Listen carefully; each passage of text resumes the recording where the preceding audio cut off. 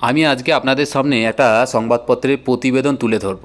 প্রথমে প্রতিবেদনটা আমি আপনাদের সামনে তুলে ধরব, তারপর কিন্তু আমি সেটার ব্যাখ্যা দেব। দেখুন, প্রতিবেদনটা কিন্তু খুবই গুরুত্বপূর্ণ, কিছু গুরুত্বপূর্ণ তথ্য এর মধ্যে আছে।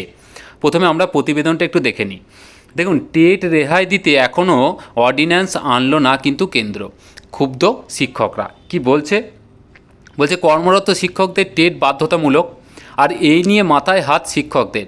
রাজ্যের 3 লক্ষ এবং সারা দেশের প্রায় 45 লক্ষ শিক্ষক এই নিয়ে চিন্তায় রয়েছেন। কর্মরত শিক্ষকদের টেট চিন্তা থেকে মুক্তি দিতে এখনও পর্যন্ত অর্ডিন্যান্স আনলো না কেন্দ্র সরকার। কর্মরত শিক্ষকদের যাতে টেট রেহাই দেওয়া হয় সেই জন্য ইতিমধ্যে বেঙ্গল টিচার্স এমপ্লয়ি অ্যাসোসিয়েশন সহ একাধিক শিক্ষক সংগঠন প্রধানমন্ত্রী ও কেন্দ্রীয় শিক্ষা মন্ত্রককে চিঠি দিয়ে জানিয়েছে, কিন্তু এখনও কোনো ইতিবাচক পদক্ষেপ কিন্তু নেওয়া হয়নি। তাই লক্ষ লক্ষ শিক্ষক চাকরি হারানোর চিন্তার মধ্যে রয়েছেন। বেঙ্গল টিচার্স এমপ্লয়ি অ্যাসোসিয়েশনের সাধারণ সম্পাদক স্বপন মণ্ডলের বক্তব্য, কেন্দ্র সরকার শিক্ষকদের টেট রেহাই দিতে অর্ডিন্যান্স জারি করুক, কারণ এই শিক্ষকদের অধিকাংশই অবসরের সময়। এই সময় তারা কিভাবে টেট পরীক্ষা দেবেন? সব শিক্ষকদের টেট দিতে হবে। কেন্দ্রের সংশ্লিষ্ট দপ্তরের, এখানে সংশ্লিষ্ট দপ্তর বলতে আমি পরে ক্লিয়ার করছি বিষয়টাকে। এই ঘোষণায় সমালোচনা শুরু হয় শিক্ষক মহলে। শিক্ষা মন্ত্রকে চিঠি দিয়েও জানাই বিভিন্ন শিক্ষক সংগঠন। এবার সেই শিক্ষকদের স্বস্তি মিলল, টেট দিতে হবে না পশ্চিমবঙ্গের প্রাথমিক ও উচ্চ প্রাথমিক শিক্ষকদের। তারপরের জায়গাটা খুব গুরুত্বপূর্ণ। শিক্ষার অধিকার আইন কার্যকর হয় 2010 সালে। সুপ্রিম কোর্টের রায় অনুযায়ী এই আইনটি রেট্রোস্পেক্টিভ এফেক্ট কিন্তু রয়েছে, অর্থাৎ 2010 সালের আগে নিযুক্ত শিক্ষকদেরও এই আইনের আওতায় আনা হবে। কিন্তু 2009 সালে কেন্দ্রীয় মানব সম্পদ উন্নয়ন মন্ত্রক MHRD পশ্চিমবঙ্গকে একটি বিশেষ ছাড় দিয়েছিল। এই ছাড় অনুযায়ী রাজ্যের শিক্ষকদের জন্য অন্যান্য যোগ্যতার সাথে টেট পাসের ক্ষেত্রেও 31শে মার্চ 2014 পর্যন্ত ছাড় দেওয়া হয়েছিল। পরবর্তীকালে রাজ্য সরকারের আবেদনের ভিত্তিতে এই ছাড়ের মেয়াদ 2016 সাল পর্যন্ত বাড়ানো হয়। বিশেষজ্ঞদের মতে এই কেন্দ্রীয় অর্ডিন্যান্সটি রাজ্যের শিক্ষকদের জন্য প্রধান রক্ষা কবচ হতে পারে। সম্প্রতি সুপ্রিম কোর্ট এক রায়ে বলা হয়েছে যে পশ্চিমবঙ্গের সমস্ত প্রাথমিক ও উচ্চ প্রাথমিক স্তরের শিক্ষকদের জন্য টেট উত্তীর্ণ হওয়া বাধ্যতামূলক। এই রায়ের পর থেকেই রাজ্যের প্রায় 3 লক্ষ শিক্ষকের মধ্যে এক ধরনের আতঙ্ক এবং অনিশ্চয়তা তৈরি হয়েছে।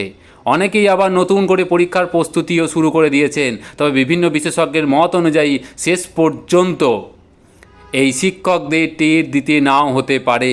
এর পেছনে রয়েছে কেন্দ্রের এক বিশেষ অর্ডিন্যান্স এবং রাজ্যের রিভিউ পিটিশনের সম্ভাবনা।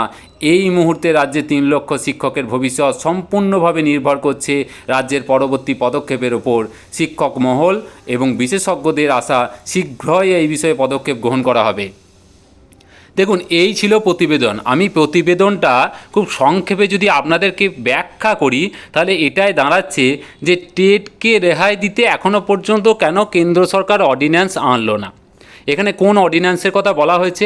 আমি দেখবেন ঠিক 2 দিন আগে আপনাদের সামনে একটা ভিডিও নিয়ে এসেছিলাম, যেখানে কিন্তু বলেছিলাম যে কেন্দ্রীয় সরকারের তরফ থেকে MHRD যে ডিপার্টমেন্ট আছে তারা কিন্তু পশ্চিমবঙ্গ সরকারকে ছাড় দিয়েছিল এবং কি করেছিল না 2টি পর্যায়ে 5 বছর পর্যন্ত ছাড় দিয়েছিল এবং যেটা কিন্তু আইনত বৈধ।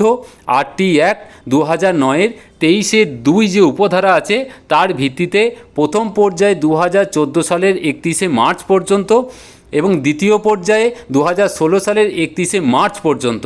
এখানে কিন্তু এই অর্ডিন্যান্সের কথাই কিন্তু বলা হয়েছে, যে অর্ডিন্যান্সের ভিত্তিতে কেন্দ্র সরকার পশ্চিমবঙ্গ সরকারকে 2016 সালের 31শে মার্চ পর্যন্ত ছাড় দিয়েছিল। কিসে ছাড় দিয়েছিল না মিনিমাম কোয়ালিফিকেশন। কার দ্বারা? NCT দ্বারা ঠিক করা যে মিনিমাম কোয়ালিফিকেশন মানে টেট এবং ট্রেনিং, সেইটা লাগবে না পশ্চিমবঙ্গ সরকারের যে সমস্ত এমপ্লয়ি আছেন তাদের জন্য। কতদিন পর্যন্ত? 2016-র 31শে মার্চ পর্যন্ত।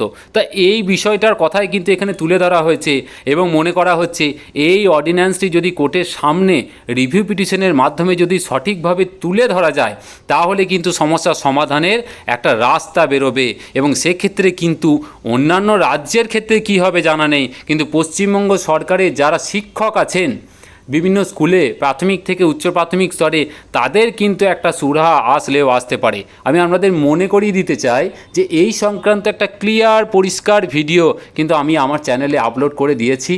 যদি আপনাদের কোনো কনফিউশন থাকে বিষয়টাকে একটু দেখে নেবেন, বুঝে নেওয়ার চেষ্টা করবেন, আর অহেতুক চিন্তা করবেন না যে প্রতিবেদনে যেটা এসছে সঠিকভাবেই কিন্তু তুলে দেওয়া হয়েছে। এই পয়েন্টগুলো যদি সঠিক মাধ্যম দিয়ে যদি আমরা সুপ্রিম কোর্টের কাছে যদি রাখতে পারি তাহলে কিন্তু অবশ্যই একটা সুরাহার রাস্তা মিলবে। খুব ভালো থাকবেন, আর যদি ভালো লাগে অবশ্যই যেন সাবস্ক্রাইব করবেন আর ভিডিওগুলো বেশি করে শেয়ার করবেন। খুব ভালো থাকবেন, ধন্যবাদ।